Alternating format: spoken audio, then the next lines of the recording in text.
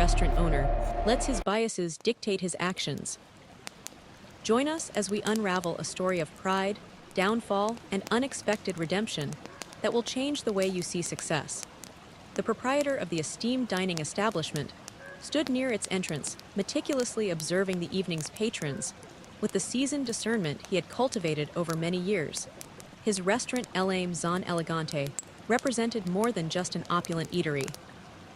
It was a testament to his triumphs. Situated within one of the city's most exclusive districts, El Aim Zon Elegante was celebrated for its exquisite French cuisine, impeccable service, and an ambience that whispered pure luxury.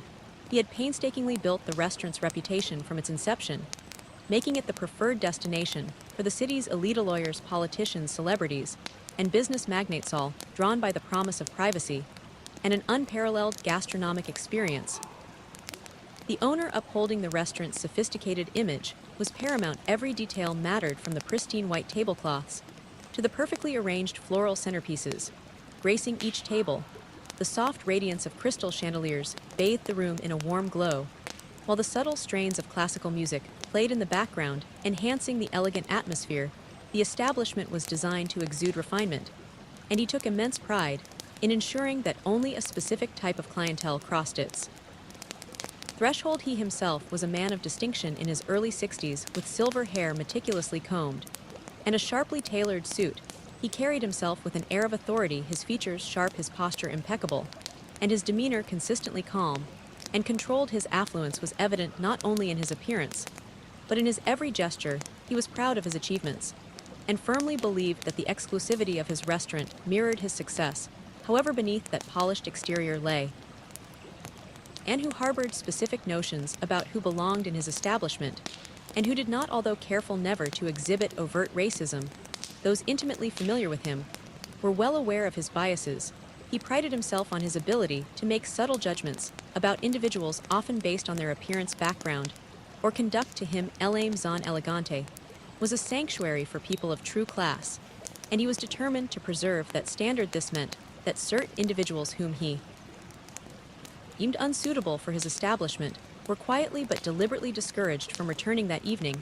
As the proprietor surveyed the entrance, he noticed a couple approaching. They were impeccably dressed, the man in a tailored black suit, and the woman in a stunning red gown that flowed gracefully as she walked. Their attire was tasteful, sophisticated, and entirely fitting for the restaurant, yet his gaze narrowed as they drew closer. The couple, Marcus and Olivia Daniels, were black. For a fleeting moment, his polite smile faltered. It was a subtle reaction, one that would have gone unnoticed by most, but to those who knew him, it was a telling sign of his disapproval. Marcus Daniels was a tall, well-built man with a quiet confidence in his stride. His skin was the color of rich mahogany, and his short, neat hair was impeccably groomed. Beside him, Olivia moved with grace and poised, her dark curls framing her beautiful face, her eyes sparkling with warmth and intelligence.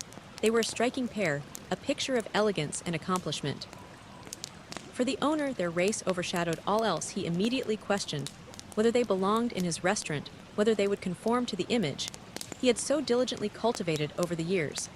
As Marcus and Olivia reached the entrance, he forced a smile and greeted them with his customary polished courtesy. "Good evening," he said, his tone smooth and practiced. "Do you have a reservation with us tonight?" "Yes, we do," Marcus replied, smiling back. "It's under the name Daniels." The proprietor nodded, but internally he was already forming judgments. He couldn't help but wonder if their reservation was an error, or if they had somehow managed to bypass the safeguards of his carefully managed reservation system. He glanced at his maitre d', who stood a few steps behind him, and gave a barely perceptible nod. The maitre swiftly consulted the reservation list, then looked back at him with a subtle expression that confirmed the booking was indeed legitimate. "Ah yes, Mr. Daniels," the owner said, his voice betraying none his inner thoughts. "Right this way, please." As he guided Marcus and Olivia through the dining room, he couldn't help but notice the glances from some of the other patrons. They were his usual clientele, affluent, predominantly white, and accustomed to a specific atmosphere. A few diners raised their eyebrows, while others exchanged looks that conveyed a shared understanding. He knew what they were thinking, because he was thinking it too. What were Marcus and Olivia doing here? The couple's presence disrupted the unspoken, meticulously curated image of exclusivity that he had worked so diligently to maintain. He led them to a table near the back close to the kitchen doors, and away from the center of the main dining area. It was a table he reserved for guests. He considered less desirable those who didn't quite fit the mold of what he believed his restaurant represented. The placement was deliberate, a subtle way of sending a message as they approached the table. He gestured for them to sit here. "We are," he said, his tone as polite as ever. "I hope you enjoy your evening with us." Marcus and Olivia exchanged a quick glance, but remained silent. They took their seats, with Marcus pulling out a chair for Olivia. Before settling into his own, the owner lingered for a moment longer, studying them with a critical eye. He noted their composed demeanor, the dignified way they carried themselves. But instead of appreciating their elegance, he saw only what he wanted. See? Two people who, in his estimation, did not belong in his restaurant. "Thank you," Olivia said, her voice soft but firm. "We're looking forward to it." He nodded curtly and walked away, but his mind remained preoccupied with thoughts of the couple. He couldn't shake the feeling of unease their presence had stirred within him. It wasn't just that they were black. It was that they carried themselves with a confidence that challenged his preconceived notions. He was accustomed to people being intimidated by the exclusivity of his restaurant, but Marcus and Olivia seemed entirely comfortable, as if they belonged there just as much as anyone else. Back at the entrance, he pulled the maître aside and whispered, "Keep an eye on them, make sure everything is handled appropriately." The maître nodded in understanding. "Of course, sir." He returned to his post, his thoughts still lingering on Marcus and Olivia. He disliked feeling unsettled by them, but he couldn't deny it. Something about the couple made him uneasy, and that unease only fueled his determination to assert control over the situation. As the evening progressed, his disapproval grew more palpable. He found himself glancing in their direction more often than he should have, as if waiting for them to do something that would confirm his biases. But they offered him nothing. They were the epitome of class and grace, treating the staff with respect and behaving impeccably. Their very presence seemed to challenge everything he believed about who should and shouldn't be in his restaurant. Despite their calm demeanor, Marcus and Olivia were acutely aware of the undercurrent of hostility directed at them. They noticed the way the waitstaff seemed hesitant to approach their table, the way other diners occasionally glanced their way before quickly looking away. It was as if they were being watched, judged, every move scrutinized for some imagined fault. But instead of reacting, they remained composed, determined not to give anyone the satisfaction of seeing them uncomfortable. The owner, meanwhile, continued to wrestle with his own conflicting thoughts. On one hand, he prided himself on maintaining a veneer of professionalism and politeness, never openly displaying his prejudices. But on the other hand, he couldn't help but feel that Marcus and Olivia were somehow challenging his authority simply by being there. He resented them for disrupting the carefully cultivated image of his restaurant, for daring to act as if they belonged in a place that, in his mind, was reserved for people of a different class. The evening at La Maison Elegante was in full swing. Diners chatted quietly over coupes at tables, sipping fine wines and savoring delicate dishes prepared with the utmost care. The clink of silverware on porcelain and the murmur of conversation filled the air, creating an ambience of refined tranquility.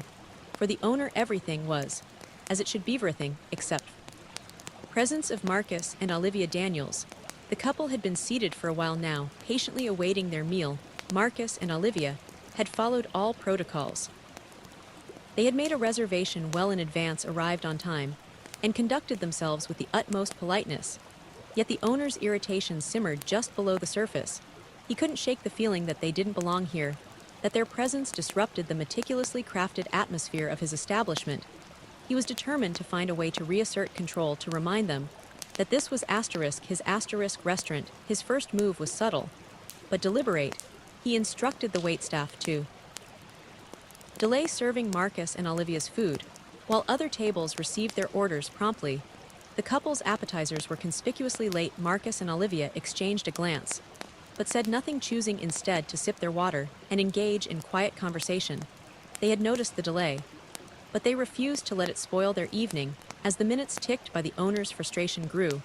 He had hoped that the delay would make Marcus and Olivia uncomfortable, perhaps even provoke them into complaining, but they remained calm, unbothered by the obvious slight.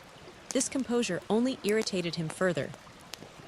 He felt as though they were mocking him with their poise, silently challenging the unspoken rules of his restaurant. After what felt like an eternity, a waiter finally approached their table with the appetizers. The young man looked nervous, As he set the plates down, aware of the tension in the air, the owner had made it clear to his staff that Marcus and Olivia were not to be given the same level of service as the other guests, and the waiter had followed his instructions to the letter. Sorry for the delay, the waiter mumbled, avoiding eye contact as he placed the dishes on the table. No problem, Marcus replied with a polite smile. Thank you, the waiter nodded quickly and retreated, eager to escape the discomfort of the situation. As Marcus and Olivia began to eat, the owner watched them from across the room. His mind racing, they were too composed, too unflappable. He needed to do something more direct, something that would make it unequivocally clear that they were not welcome here. Leaning in close to his maitre d', he whispered, I want you to check their reservation again, make sure it's legitimate. The maitre hesitated for a moment, sensing the underlying hostility in the owner's request.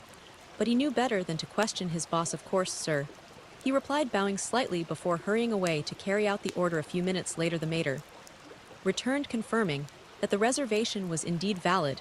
The owner felt a surge of anger. He had been hoping for an excuse to confront the couple directly, but with their reservation confirmed, he couldn't simply eject them without risking a scene. Still, he was not one to give up easily. Determined to assert his authority, the owner decided to approach the couple himself. He straightened his suit jacket, put on his most practiced smile, and walked over to their table. Marcus and Olivia looked up as he arrived, their expressions polite but guarded. Mr. Daniels, Mrs. Daniels, he began, his tone smooth but with a hint of condescension. I trust you're enjoying your evening so far. We are, thank you. Olivia replied, her voice calm and measured. Good, he said, nodding slowly. I wanted to personally ensure that everything was to your satisfaction. You see, we pride ourselves on providing an exceptional dining experience here at L'Ame Zone Elegante, and I'd hate for anything to be out of place. There was a subtle edge to his words, a suggestion that something about Marcus and Olivia was indeed out of place. The couple understood the implication immediately, but they refused to rise to the bait. Everything has been fine, Marcus said, his voice steady. We appreciate your concern. The owner's smile tightened. He could sense that they were not going to be easily intimidated, but he wasn't ready to back down. I couldn't help but notice, he continued, his tone now more pointed, that your reservation seemed to have caused a bit of confusion earlier. It's rare that we encounter such unusual circumstances. Olivia raised an eyebrow. Unusual circumstances? He nodded, his smile never wavering. Yes, well, we don't often receive reservations from, he paused, choosing his words carefully, guests who are new to our establishment. Marcus and Olivia exchanged a glance. They knew exactly what he was implying, but they weren't about to give him the satisfaction of reacting. Instead, Marcus responded with the same composed politeness he had maintained all evening. We made the reservation through the same process as anyone else, Marcus said. I'm sure it was no different from any other reservation you've received. The owner felt his irritation growing. They were too composed, too unshakable. He had expected them to react, to give him a reason to assert his authority more forcefully. But instead they remained calm, refusing to rise to his provocations. Of course, he said, his voice tightening. I just wanted to make sure everything was in order. You understand, of course, that we have certain standards to maintain here. We understand, Olivia replied, her voice cool. And we appreciate your attention to detail. It's why we chose to celebrate our anniversary here.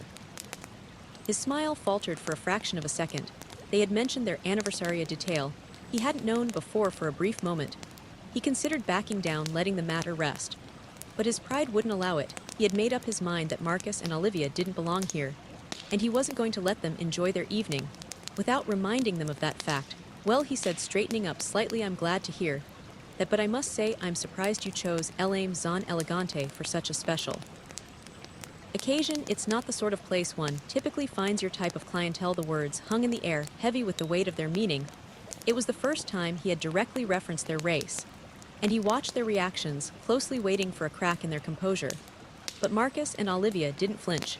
Instead, Marcus leaned back slightly in his chair, his expression thoughtful. Our type of clientele, Marcus repeated, his voice steady. And what type would that be, sir? The owner hesitated for just a moment, sensing the trap that had been laid for him, but he was too far gone now, too committed to backing down. He had to regain control of the situation, no matter the cost. We cater to a very specific demographic here, he said, choosing his words carefully. Our guests expect a certain atmosphere, a certain level of exclusivity. I'm not sure you quite understand the nature of our establishment there. It was thinly veiled insult. that he had been building up to all evening. He had finally said what he had been thinking since the moment Marcus and Olivia walked through the door. They didn't belong here, not in his eyes, and he wanted them to know it. For a moment there was silence at the table. Marcus and Olivia exchanged another glance, a silent conversation passing between them. Then, without breaking eye contact with the owner, Marcus spoke. "I see."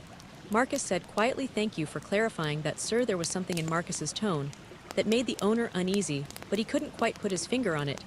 He had expected anger, perhaps even outrage, but instead he was met with calm acceptance. It was as if Marcus had already anticipated this confrontation and was simply waiting for it to play out. Olivia leaned forward slightly, her gaze steady.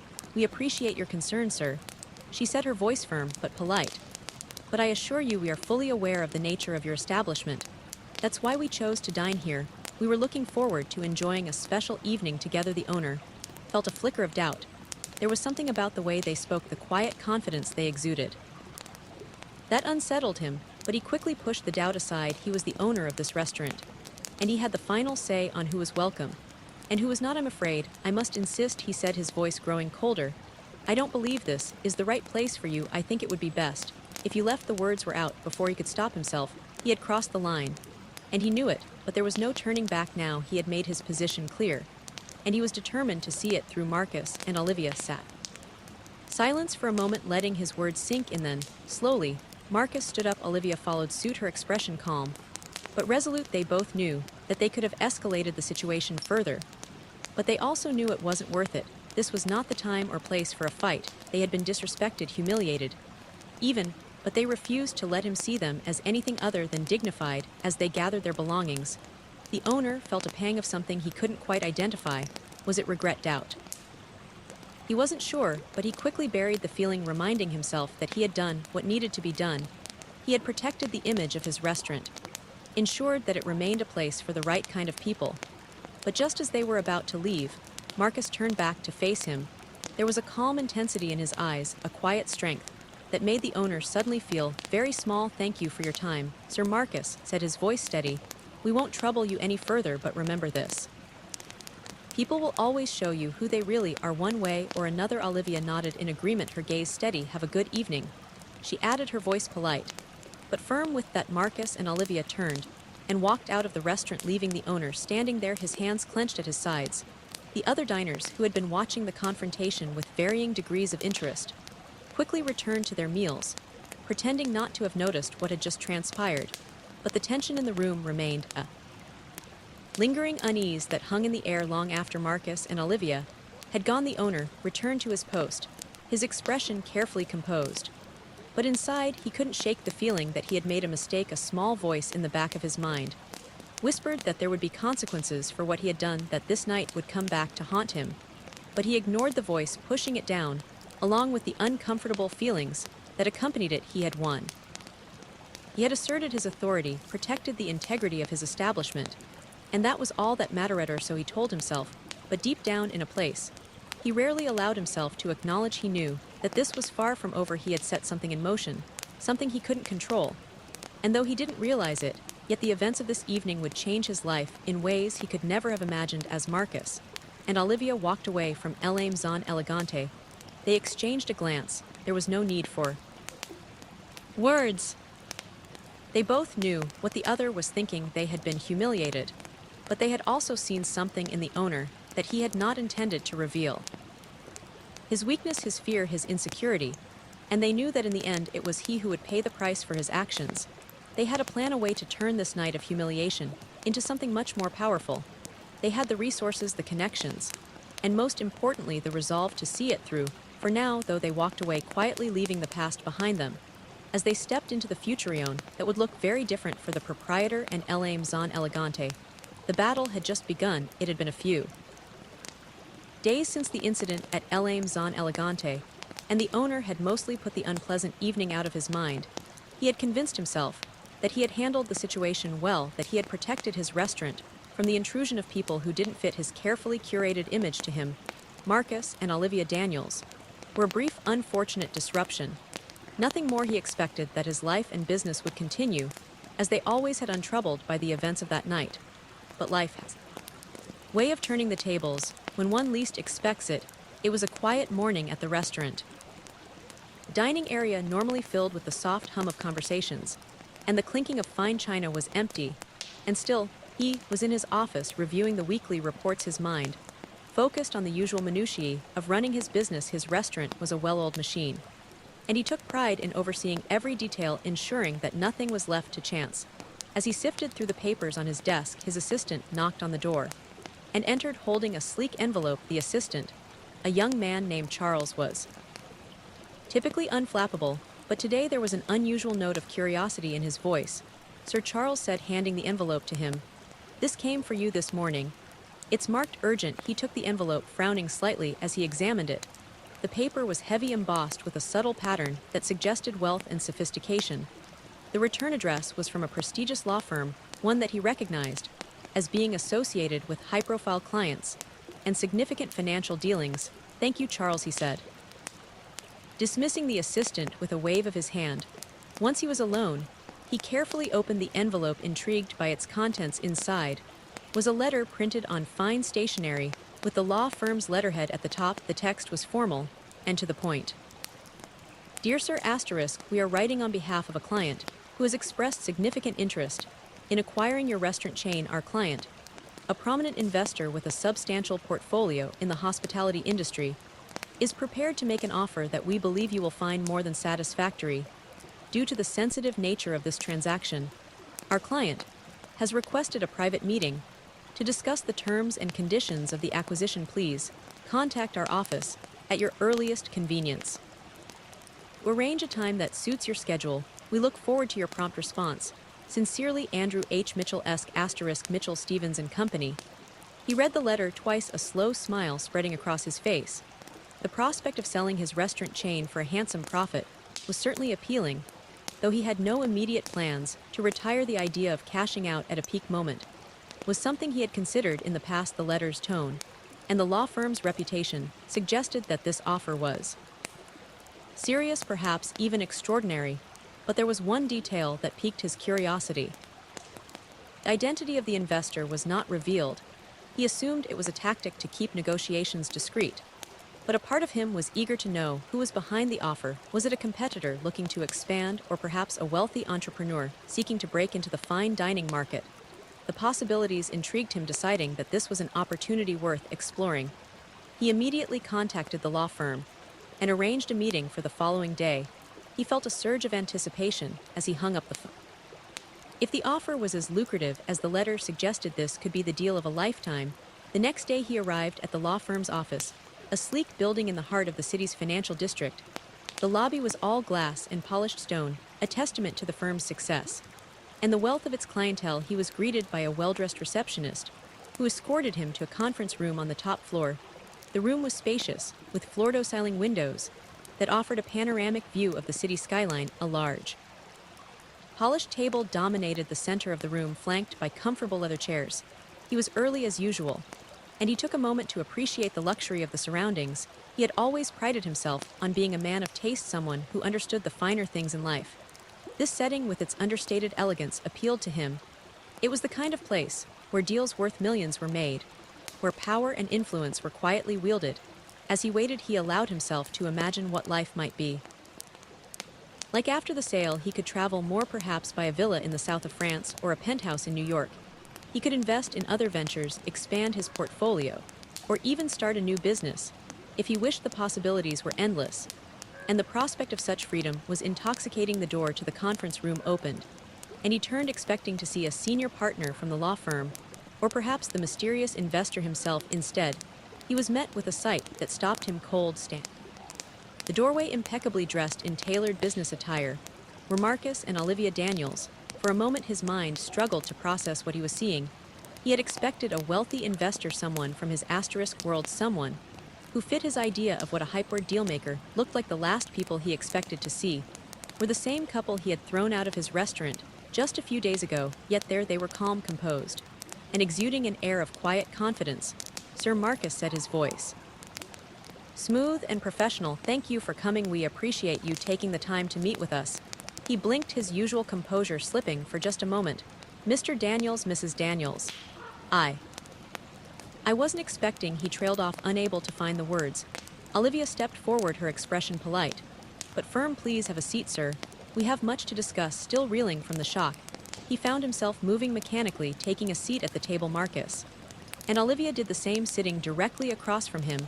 As they settled in, a team of lawyers and financial advisors entered the room carrying briefcases and thick folders. They took their places on either side of Marcus and Olivia, further emphasizing the couple's authority in this situation. For a few moments, there was silence as everyone took their seats and opened their documents. His mind raced as he tried to make sense of what was happening. How could this be? How could these people, the same people he had dismissed as unimportant out of Placeb, sitting here preparing to negotiate a deal worth millions? Finally, Marcus broke the silence. Sir, I'm sure you're wondering why we're here today. Allow me to explain. He leaned forward slightly, his gaze steady. My wife and I are entrepreneurs. We've built a significant portfolio in the hospitality industry, including several high-end restaurants. When we came to El Zon Elegante the other night, it wasn't just for our anniversary. We were also evaluating your restaurant as a potential acquisition. He felt the floor drop out from under him. He had thought he was dealing with just another couple who didn't belong. But in reality, they had been evaluating him. The realization hit him like a punch to the gut. And for a moment, he struggled to maintain his composure. Marcus continued, his voice calm and controlled. After our experience at your restaurant, we took some time to review our options. We've decided that El Zon Elegante and your other establishments would make a valuable addition to our portfolio. That's why we're here today. To make you an offer. He blinked, struggling to find his voice. An offer? Yes. Olivia said, her tone businesslike.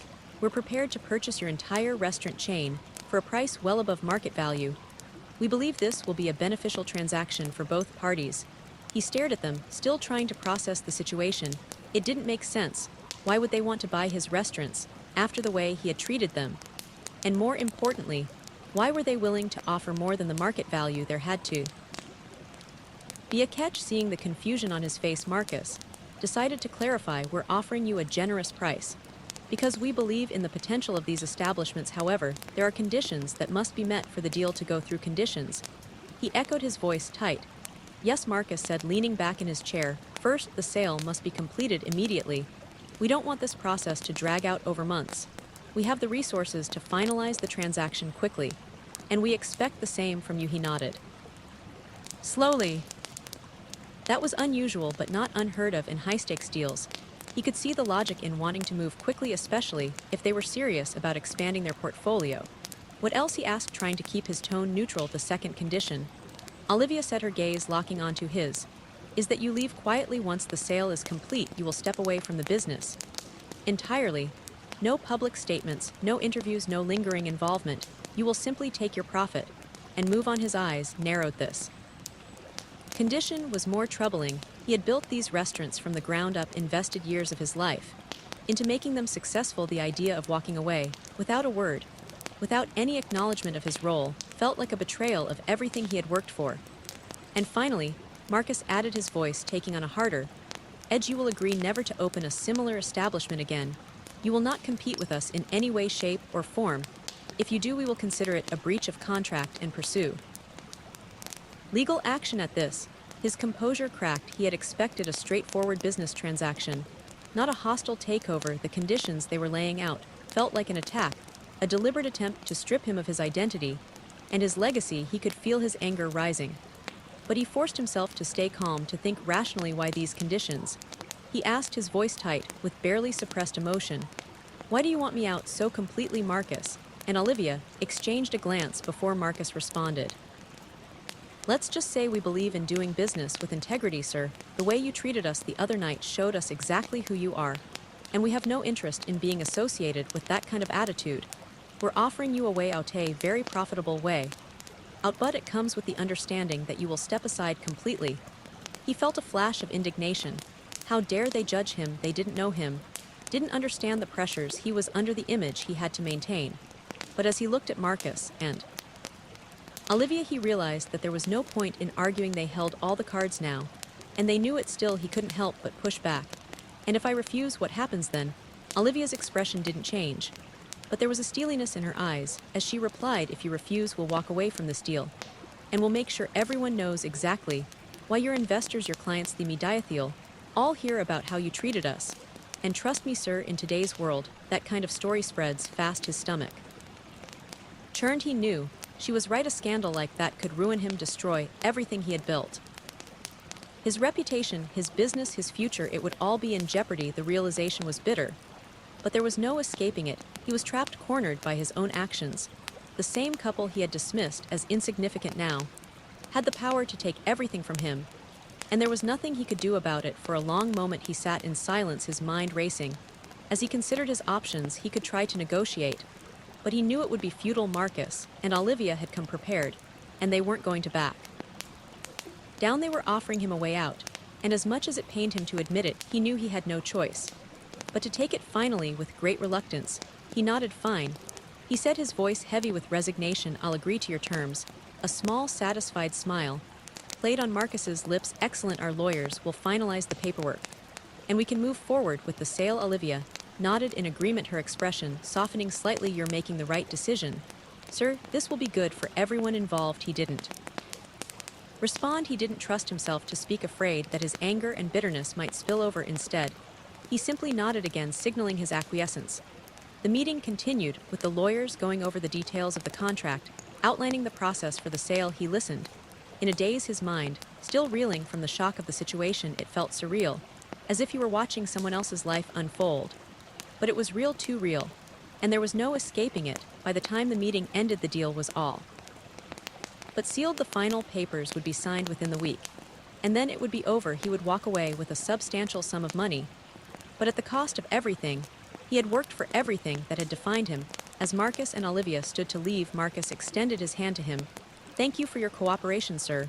We'll ensure the transition is smooth. He shook his hand, the gesture stiff and formal. I'm sure you will, he said, his voice devoid of emotion. Olivia gave him a polite nod. Goodbye, sir. We wish you the best in your future endeavors. With that, they left the room, their legal team following close behind. He remained seated, staring at the table in front of him, his mind a whirlwind of emotions. Anger, resentment, regret, all of it churned within him, but there was also something else, something darker. Fear. For the first time in his life, he felt truly powerless. He had always prided himself on being in control, on shaping his own destiny. But now, he realized that his actions, his choices, had led him to this moment.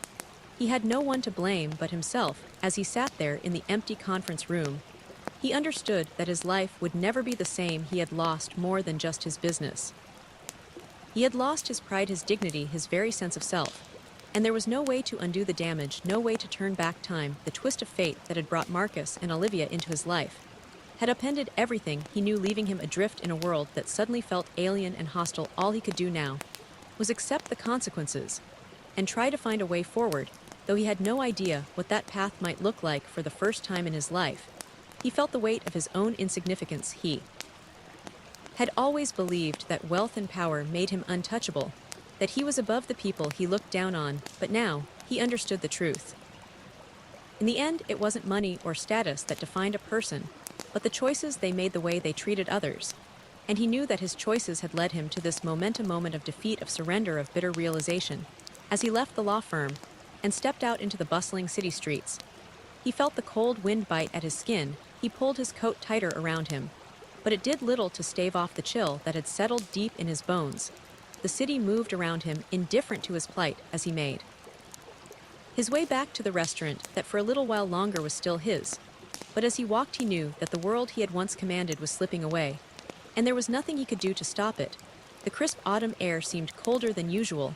As the proprietor walked back to El Amazon Elegante, after the meeting, his mind was in turmoil, churning with conflicting thoughts and emotions. He had always prided himself on being decisive, a man who knew what he wanted and how to get it. But now, for the first time in his life, he felt truly lost. The offer from Marcus and Olivia Daniels was everything he had ever dreamed of, financially at least. They were offering him a price well above market value, a sum that would secure his retirement and allow him to live out the rest of his days in luxury. On paper, it was a deal no sane person would refuse. But it wasn't that simple for him. As he entered the restaurant, he was greeted by the familiar sights and sounds.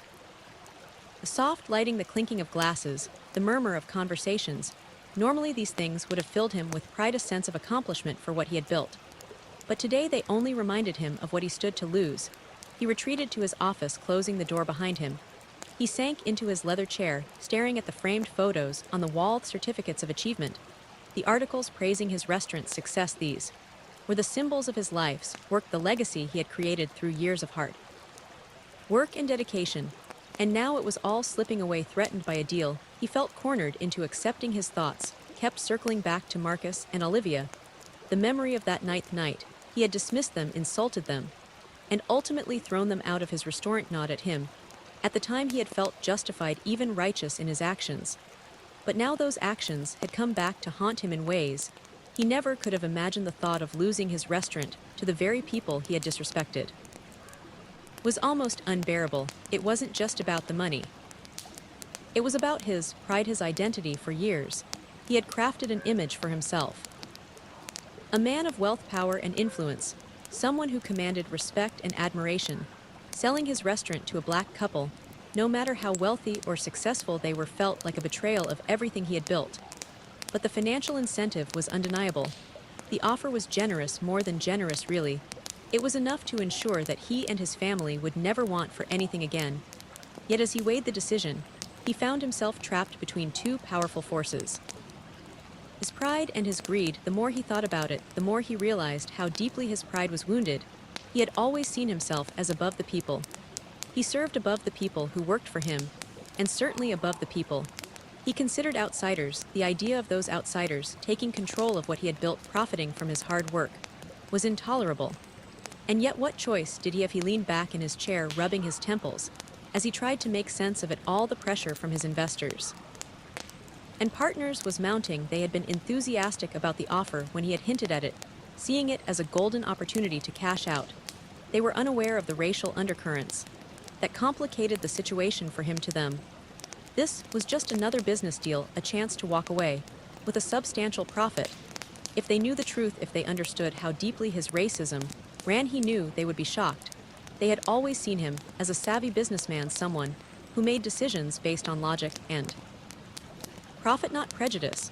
But he had spent his life carefully curating his image, hiding his true feelings behind a veneer of professionalism.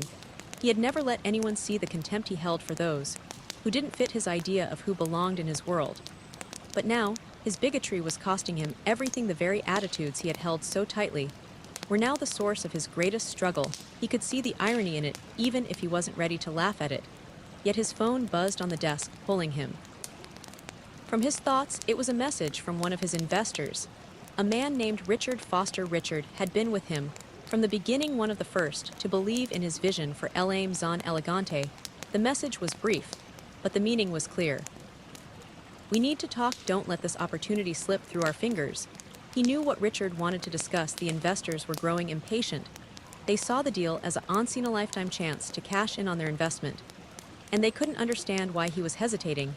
They trusted him to negotiate in their best interests, to secure a deal that would benefit them all. But he knew that if they understood his true reservations, they might start to question his judgment. Still, he couldn't bring himself to tell them the whole truth. Instead, he had been vague in his responses, citing the need for careful negotiation, the importance of getting the terms just right.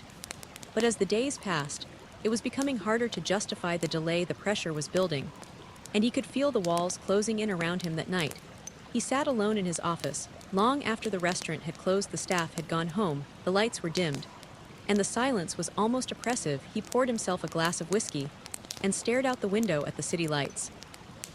Below, the drink burned as it went down, but it did little to numb the turmoil inside him. He knew he needed to make a decision soon. The longer he waited, the more difficult it would become. But the decision wasn't just about money or pride. It was about who he was and who he wanted to be. He had always seen himself as a man of principle, someone who stood by his beliefs, no matter the cost.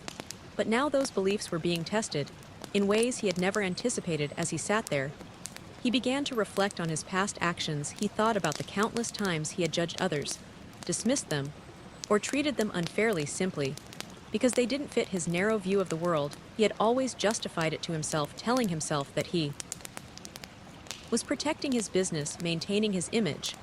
But now, for the first time, he began to question whether those justifications had been worth. It had his pride been worth the cost? The question lingered in his mind, refusing to go away.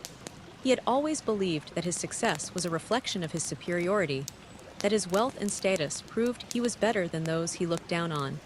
But now, as he faced the possibility of losing everything, he couldn't help but wonder if he had been wrong. The thought unsettled him. It was easier to cling to his old beliefs, to tell himself that he was right and everyone else was wrong, but deep down he knew that something had changed. The events of the past week had forced him to confront truths about himself that he had long ignored, and it was a confrontation he wasn't sure he was ready for. The next day he met with his investors. They gathered in the private dining room of the restaurant, a space normally reserved for exclusive clientele. The mood was tense as they discussed the offer, each investor weighing in on the potential benefits. Richard Foster, as usual, was the most vocal. "This is the opportunity we've been waiting for," Richard said, his voice filled with excitement. "We've spent years building this brand, and now we have a chance to sell at the peak. We'd be fools not to take it." The other investors nodded in agreement, their expressions eager. They saw dollar signs, a chance to cash out and move on to their next ventures. They trusted him to lead them to make the right decision. But they were growing impatient. They wanted answers. He listened to their arguments, nodding along as they spoke. He understood their position. Financially, it made perfect sense to accept the offer. But as the discussion continued, he felt a growing sense of unease. He couldn't shake the feeling that there was something more at stake, something that went beyond money. Finally, Richard turned to him, his expression expectant. "So what's the holdup? You've been quiet. Are you planning to take the deal or not?" He hesitated, searching for the right words. He knew he couldn't stall much longer. The investors were looking to him for a decision, but as he looked around the room, he realized that none of them truly understood what he was grappling with. They saw this as just another business deal, while for him, it was something much deeper. He cleared his throat, trying to steady his voice. "I understand your concerns, Richard. And believe me, I see the value in this offer. But there are complexities that we need to consider." Richard raised an eyebrow. "Complexities? What kind of complexities?" He hesitated again. Couldn't tell them the truth, not without revealing the prejudice that had guided so many of his decisions. Instead, he tried to frame it in business terms. "The buyers have certain conditions, they want complete control. And they're insisting that I step away entirely. That's normal in a deal like this," one of the other investors said. "It's standard procedure for the new owners to want a clean slate." "Yes. But it's more than that," he replied, choosing his words carefully. "They want me out, completely out, no involvement, no public statements. They want me to disappear." Richard frowned. "And what's the problem with that? You've been running this place for years. Maybe it's time to step back and enjoy life." He felt a flash of irritation. It was easy for them to say. They hadn't built this business from the ground up. They hadn't poured their heart and soul into it. But as much as he wanted to push back, he knew they had a point. He had spent years working tirelessly, sacrificing his personal life. For the sake of the restaurant, maybe it was time to let go. But letting go meant accepting defeat. And that was something he couldn't stomach. The investors continued to press him, urging him to take the deal. They pointed out the financial benefits, the security it would provide, the freedom it would give him. But for him, the decision wasn't just about money. It was about pride, about the legacy he would leave behind. As the meeting went on, he felt the weight of their expectations bearing down on him. They trusted him to make the right decision, to protect their investments and to secure their future, but they didn't know the full story. They didn't know what it would cost him personally to go through with the deal. After the meeting, he returned to his office, more conflicted than ever. He knew he needed to make a decision soon. But every time he tried to think it through, his mind was clouded by doubt. The financial incentive was too good to ignore. But the thought of losing his restaurant, his pride, and joy to Marcus and Olivia Daniels was almost too much to bear. He spent the next few days in a state of constant agitation, going over the detail. His mind trying to find a way out, but no matter how he looked at it, he couldn't escape the fact that his bigotry had led him to this point. If he had treated Marcus and Olivia with the respect they deserved that night, none of this would be happening. But he hadn't. And now he was paying the price. The internal conflict gnawed at him, keeping him awake at night, distracting him. During the day, he couldn't focus on anything else. The decision loomed over him like a dark cloud. He knew he couldn't delay much longer. The investors were growing restless, and the pressure was building. But every time he thought about signing the deal, He felt a knot of resentment tightening in his chest. Why should he have to give up everything he had worked for just because of one mistake? Why should he let Marcus and Olivia win, when they had no right to be in his world in the first place? But deep down he knew that this was the wrong way to think. He knew that his pride, his prejudice had blinded him for too long. He had always seen himself as better and others as someone who deserved success more than anyone else. But now, as he faced the prospect of losing everything, he realized that his arrogance had been his downfall. The struggle within him continued to intensify, pulling him in different directions. On one hand, he wanted to hold on to his pride, to refuse the deal, and keep his restaurant no matter the cost. But on the other hand, he knew that this would be a losing battle. The offer was too good, the pressure too great, and if he refused, he risked losing everything anyway: his reputation, his business, his future. The days passed in a blur, each one bringing him closer to the inevitable decision. He felt like he was standing on the edge of a cliff, unsure whether to jump or hold on for dear life. He knew he couldn't stay on the edge forever, but the thought of taking the plunge filled him with dread. Finally, after what felt like an eternity, he made his decision. He would take the deal, he would sell the restaurant, walk away with the money, and try to rebuild his life. It was a bitter pill to swallow, but he knew it was the only option left to him. His pride had cost him enough. He couldn't let it take everything. The following week he met with his lawyers and the Daniels legal team to finalize the paperwork. The process was efficient, almost mechanical, as the details were hammered out and the documents prepared for signing. He sat in silence as the lawyers discussed the finer points of the deal, barely listening as they went over the terms. When the time came to sign the papers, he hesitated for just a moment. His pen hovered over the page, his hand trembling slightly. He could feel the weight of the decision pressing down on him, the finality of it all. But there was no turning back now. He had made his choice, and he had to live with it. With a deep breath, he signed his name on the dotted line. The ink flowed smoothly, leaving behind a stark black mark that sealed his fate. It was done. The deal was finalized quickly after that. The Daniels legal team moved with efficiency, ensuring that everything was in order. He felt a strange sense of detachment as he watched them work, as if he were observing someone else's life, not his own. But it was his life, and now it was changing forever. Once the papers were signed, Marcus and Olivia thanked him politely, their expressions inscrutable. There was no gloating, no sign of triumph, just a quiet satisfaction, as if they had accomplished what they set out to do and were ready to move on. He couldn't help but admire their composure, even if it stung to see them take control of what had once been his. As the meeting ended, Marcus extended his hand to him once more. "Thank you, sir. We'll take good care of the restaurant." He shook his hand, his grip firm, but his heart heavy. "I'm sure you will," he said, forcing a smile. Olivia nodded in agreement. "We're looking forward to continuing the legacy you've built." He didn't trust himself to respond, so he simply nodded in return. He knew they meant well, but their words felt hollow to him. The legacy they spoke of was no longer his. It belonged to them now. As he left the meeting, he felt a profound sense of loss. He had made the right decision, the logical decision, but it didn't feel right. It felt like defeat, like surrendering to forces he couldn't control. And in a way it was. He had been forced to confront the consequences of his actions, to face the reality of his own failings. It was a harsh lesson, and one he wasn't sure he would ever fully accept. In the days that followed, he tried to come to terms with his new reality. He told himself that the money was worth it, that he had made a smart business move. But no matter how hard he tried to convince himself, the bitterness remained. He had lost something that couldn't be measured in dollars and cents. His pride, his identity, his sense of self. For years, he had defined himself by his success, by the power and influence he wielded. But now, he was forced to reckon with the truth. That power had been built on a foundation of arrogance and prejudice, and it had crumbled beneath him. He had spent a lifetime looking down on others, believing that he was better, smarter, more deserving. But in the end, it was his own pride that had brought him to his knees. As he sat alone in his empty office, the restaurant no longer his, he realized that he had been fighting the wrong battle. All along, the real struggle wasn't with Marcus and Olivia, or with the investors, or even with the deal itself. It was with himself, with the man he had become, and the beliefs he had held so tightly. Now, as he faced an uncertain future, he knew that the hardest part was yet to come.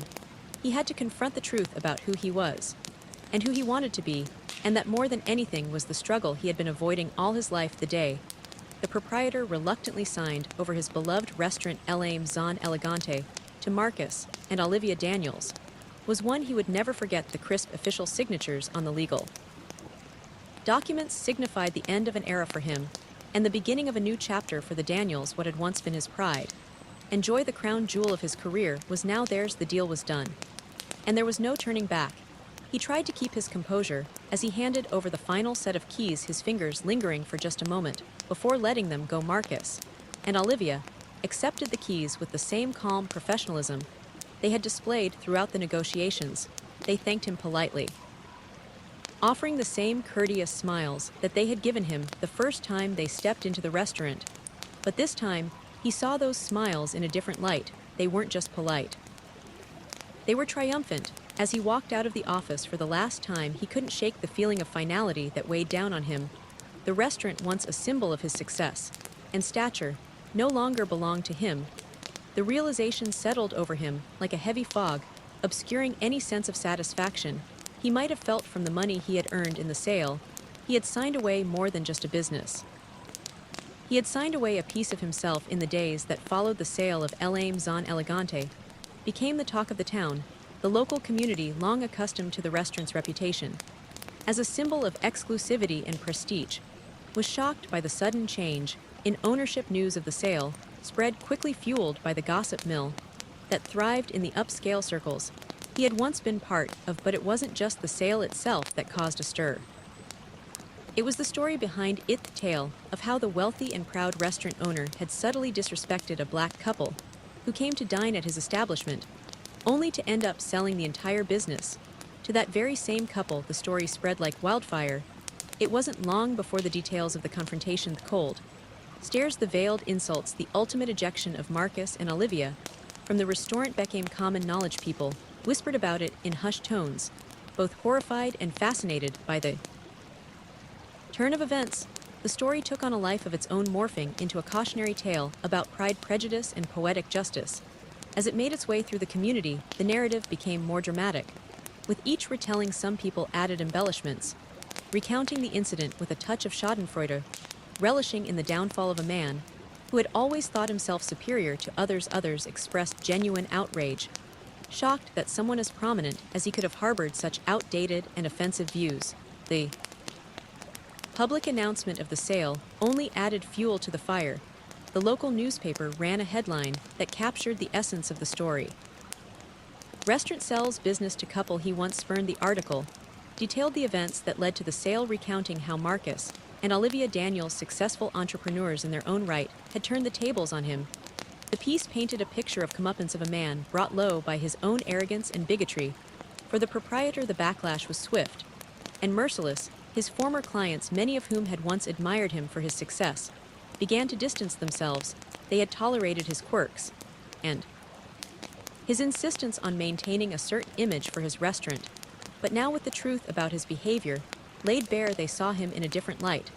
The racism that had always lurked beneath the surface was now out in the open, and it wasn't something they could ignore. The elite clientele that had once flocked to El Zon Elegante began to shun him, treating him like a pariah. Invitations to social events dried up, and old friends suddenly became too busy to return his calls. The people who had once praised him for his refined taste and business acumen now whispered behind his back, questioning how they could have ever associated with someone like him. Even those who shared some of his views kept their distance, fearing the stain on their own reputations. His downfall was not just social. It was financial as well.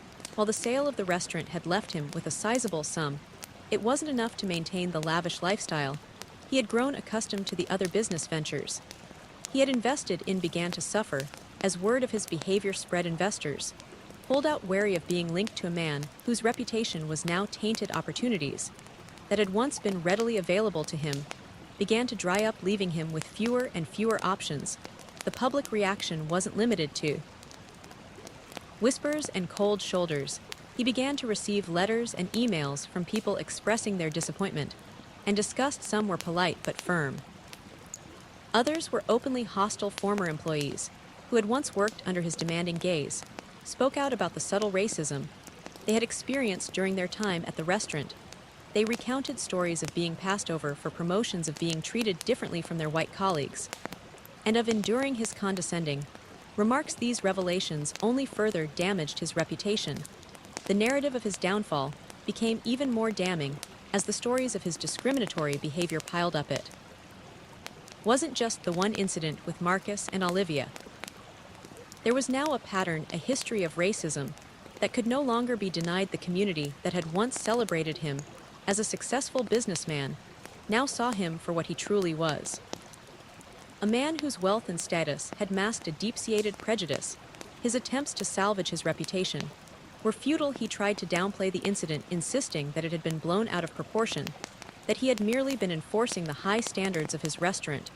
But no one was buying it. The damage was done, and there was no way to undo it. His words rang hollow, devoid of the power they once held. The community had made up its mind, and he was left to face the consequences. As the months passed, he found himself increasingly isolated. The social circles he had once been part of were now closed to him, and the respect he had once commanded had evaporated. He spent his days in solitude, nursing his regrets and replaying the events that had led to his downfall. He couldn't escape the bitter truth that it was his own actions, his own pride, that had brought him to this point. The regret gnawed at him, a constant reminder of what he had lost. He had always prided himself on being a man of principle, someone who lived by his own rules, but now he was forced to confront the reality that those principles had been rooted in prejudice, in a belief in his own superiority, and that belief had cost him everything. His business, his reputation, his place in the world. The public fallout from the sale also had a profound impact on El Aim Zon Elegante itself. Under the ownership of Marcus and Olivia Daniels, the restaurant underwent a transformation. They maintained the high standards and elegance that had made the restaurant famous, but they also brought a new sense of inclusivity and warmth that had been absent under his leadership. The clientele became more diverse, reflecting the changing face of the city, and the restaurant thrived in ways it never had before. For the community, the success of El Aim Zon Elegante under new ownership was a fitting conclusion to the story. It was proof that change was possible, that the old ways of thinking could be challenged and overcome. The restaurant, once a symbol of exclusion and elitism, was now a place where everyone felt welcome, and for many that was the ultimate irony. The very thing he had fought to preserve was now flourishing without him, and in spite of him. As the restaurant continued to thrive, his life became a shadow of what it once was. He retreated further into himself, avoiding the places and people that reminded him of his past. The wealth he had accumulated from the sale of the restaurant did little to comfort him. It was a hollow victory, a reminder of what he had lost. He spent his days in a small apartment on the outskirts of the city, far from the upscale neighborhood where he had once lived in his solitude. He had plenty of time to reflect on his life, on the choices he had made, and the beliefs he had held. He thought about the people he had hurt, the opportunities he had squandered, and the pride that had ultimately been his. Undoing the bitterness and resentment that had once fueled him were now replaced by a deep, gnawing regret. But it was too late for regrets. The world had moved on, and he was left behind, a relic of a bygone era. The community that had once looked up to him now saw him as a cautionary tale, a reminder of what happens when pride and prejudice go unchecked. And for him, there was no redemption, no way to undo the damage he had done. In the end, he was left with nothing but his pride and his regrets. The restaurant he had once poured his heart and soul into was no longer his, and the legacy he had hoped to leave behind was forever tarnished. He had lost everything that mattered to him, not because of bad luck or circumstance, but because of his own actions. The consequences of his decisions had unfolded before him, leaving him with a life that was empty and meaningless. Once a man of wealth and power, he now found himself alone, shunned by the community he had once dominated. The fall from grace was complete, and there was no coming back. All that remained was the memory of what could have been, and the knowledge that it was his own pride that had led to his downfall. As he sat in his empty apartment, surrounded by the trappings of a life that no longer held any meaning, he realized that he had learned the lesson too late. The world had changed, but he hadn't changed with it. And now he was paying the price. Under the ownership of Marcus and Olivia Daniels, El Aim Zon Elegante underwent a transformation that exceeded all expectations. They rebranded the restaurant, shedding its old image of exclusivity and elitism. The new El Aim Zon Elegante was a place where everyone felt welcome regardless of race, class, or background. Marcus and Olivia understood that true elegance lay not in exclusion, but in creating an atmosphere of warmth, inclusivity, and respect for all who walked through their doors. The changes implemented were subtle yet powerful.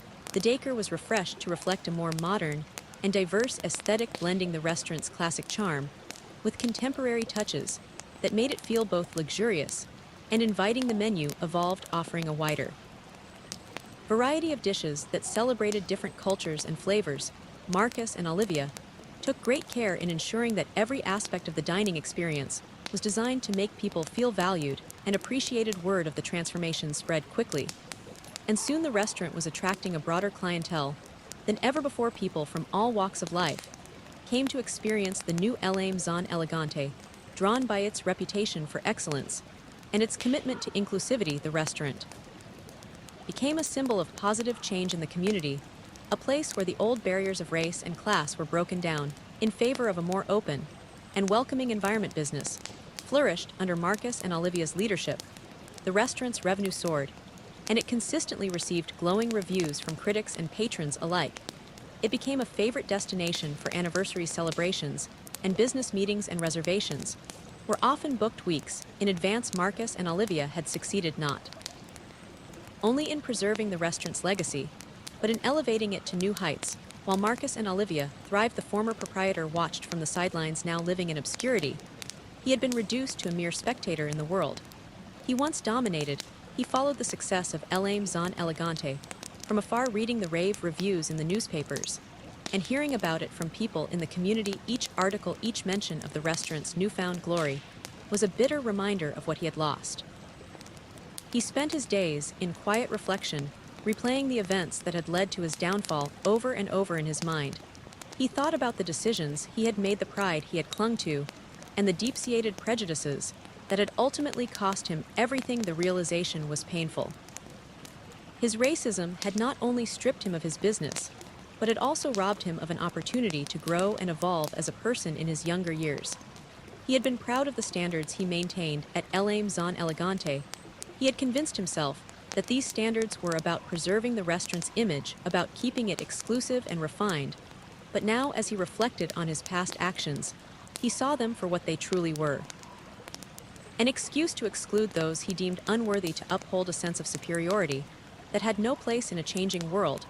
The irony of his situation was not lost on him. Marcus and Olivia, the very people he had dismissed as not fitting his restaurant's image, had proven to be far more capable and visionary than he had ever been. They had taken what he had built and made it better, turning it into something that resonated with the values of a more inclusive and diverse society. In doing so, they had shown him the true meaning of elegance and success, something he had never fully understood. As the years passed, his bitterness gradually gave way to regret. He came to see that the world had moved on without him, embracing ideals of inclusivity and acceptance that he had resisted for so long. The pride that had once defined him now felt hollow, and the wealth he had amassed brought him little comfort. He was alone, cut off from the community he had once been a part of, with nothing to show for his years of hard work but memories of what could have been. In a moment of weakness, he decided to return to La Maison Elegante. Perhaps he thought he could find some solace in revisiting the place that had once been his pride and joy. He rationalized that enough time had passed, and that it wouldn't hurt to see how things had changed. After all, he had been responsible for the restaurant's initial success. Hadn't he? Maybe, just maybe, he could feel some connection to it again. He picked up the phone and called the restaurant to make a reservation. The voice on the other end was polite and professional as expected. He gave his name, identifying himself as the former owner, and requested a table for one on the upcoming weekend. There was a brief pause, followed by a response that made his heart sink. "I'm sorry, sir," the hostess said, her tone courteous but firm, "but we don't have a reservation under your name, and our reservation system is quite full. Perhaps you could try another date." For a moment he was speechless. He had fully expected be accommodated, to be recognized as the restaurant's former owner, even if he had sold it. But the hostess offered no indication that she knew who he was, and there was no effort to make an exception. He was just another customer to her, one of many who had called to book a table. He cleared his throat, trying to regain his composure. "Could you check again? I used to own the restaurant, you see." "I understand, sir," the hostess replied, cutting him off gently, "but our reservation system is quite full. Perhaps you could try another date." He thanked her, hanging up the phone with a heavy sigh. The irony was clear. The restaurant he had once controlled, the place where he had turned away Marcus and Olivia, now had no place for him. He was just another name on a waiting list, indistinguishable from the countless others who sought to dine at the new and improved El Zon Elegante. As he sat in his small, modest apartment, the reality of his situation finally hit him.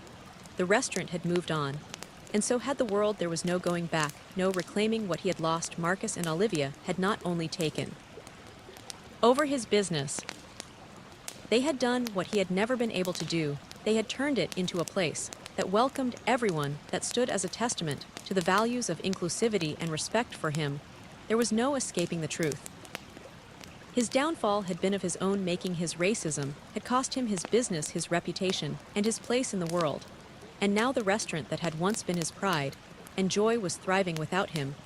A symbol of everything he had failed to understand. The final irony was bitter, but it was also deserved.